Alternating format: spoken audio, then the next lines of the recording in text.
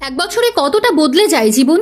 হয়তো বলবেন জীবন সে তো মুহূর্তেই বদলে যায়, একথা বোধহয় সত্যি। তবে যারা রোজ একই কাজ করে যান তাদের জীবনে কি কোনো বদল হয়? যেমন ধরুন মীনাক্ষী মুখার্জি, সিপিআইএমের জনপ্রিয় নেত্রী। তিনি তো বেশ কয়েক বছর ধরেই মানুষের জন্য আওয়াজ তুলে আসছেন। এই মুহূর্তে বাংলার অন্যতম জনপ্রিয় নেত্রী, তাঁর ডাকে কাতারে কাতারে মানুষ আসেন সভা সমিতিতে। এক বছরে তার জীবনে নতুন কোনো বদল দেখা যাবে কি? যদি ফিরে যাওয়া যায় ঠিক এক বছর আগে, তাহলে নিশ্চয়ই দেখতে পাবেন এক বছর আগের কলকাতায়। হ্যাঁ, ঠিকই ধরেছেন, কলকাতায় এখন উৎসব মুখর। শীত যাই যাই করছে, দরজায় কড়া নেমেছে বসন্ত। কলকাতা যেন এখন এসে মিশছে সল্টলেকের করুণাময়ীতে।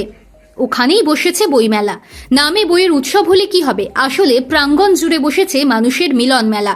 সেখানে দেখা যাচ্ছে মীনাক্ষীকে। আপনারা হয়তো বলবেন বইমেলার সঙ্গে আবার মীনাক্ষীর কি সম্পর্ক? খামোখা বইমেলায় থাকতে যাবেনই বা কেন এমন ব্যস্ততম রাজনৈতিক নেত্রী? তবে যদি টাইম মেশিনে চড়ে এক বছর পিছিয়ে যাওয়া যায়, তখন কিন্তু দেখা যাবে এই বইমেলাকেই কার্যত ঘরবাড়ি বানিয়ে ফেলেছেন মীনাক্ষী। কেন কেন আবার? তখন বইমেলাতেই ছিল মীনাক্ষীর গুরু দায়িত্ব। তখন যিনি ডিওয়াইএফআই এর প্রেসিডেন্ট, আর ডিওয়াইএফআই এর মতো মুখপত্র যুবশক্তি প্রতিবারের মতো স্টল দিয়েছিল বইমেলায়। সংগঠনের প্রেসিডেন্ট হিসেবে সেই স্টলের দায়িত্ব সামলেছেন মীনাক্ষী। কিভাবে? আর 10 জন স্টলের কর্মী যেভাবে সামলান, মীনাক্ষীকেও সেখানে পাওয়া গিয়েছিল সেই একইভাবে।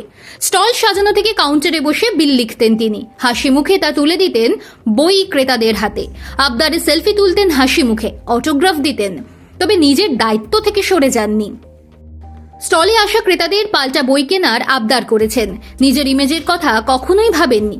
এই ধরনের স্টলে বই বিক্রি বাড়ানোর কাজটা করতে হয় সংগঠন কর্মীদের। সে কাজেই একেবারে সামনে থেকে নেতৃত্ব দিয়েছেন মীনাক্ষী। তারপরে কালের নিয়মে টার্ম শেষ হওয়ায় ডিওয়াইএফআই সংগঠন থেকে চলে যেতে হয়েছে মীনাক্ষীকে। এখন তাকে ধরা হয় সিপিআইএমের শীর্ষ নেতৃত্বের একজন হিসেবে। কেন্দ্রীয় কমিটির সদস্য তিনি। তবে বুক ফেয়ারের আলো গ্ল্যামারের মধ্যে বারবার ফিরে আসার একটা ঝোঁক তো থাকেই। কিন্তু গড্ডালিকা প্রবাহে ভেসে যাওয়ার বান্দা নন মীনাক্ষী। পার্টি যখন তাঁকে যা দায়িত্ব দেবে সেটাই নিজের সর্বস্ব দিয়ে করতে মরিয়া সিপিআইএম এর এই সময়ের জননেত্রী। এখন বইমেলার আলো গ্ল্যামার চাকচিক্য থেকে অনেক দূরে মালদা বীরভূমের মতো জেলায় সভা করে বেড়াচ্ছেন তিনি। জনসমুদ্র সেখানেও মীনাক্ষীকে ঘিরে। আসলে মীনাক্ষীর মতো নেত্রী যেখানেই যান, মানুষের ভালোবাসার আলোর বেষ্টনী ঘিরে থাকে তাঁদের। তা বইমেলার চাকচিক্যের মধ্যেই হোক বা গ্রামের ধুলো ওড়ানো পথে। তাহলে এক বছরে কি বদলালো মীনাক্ষীর? না, তার দৌড় বদলায়নি আদর্শ আর মানুষের পাশে থাকা প্রবলতম ইচ্ছে। বদলেছে শুধু জায়গাটা।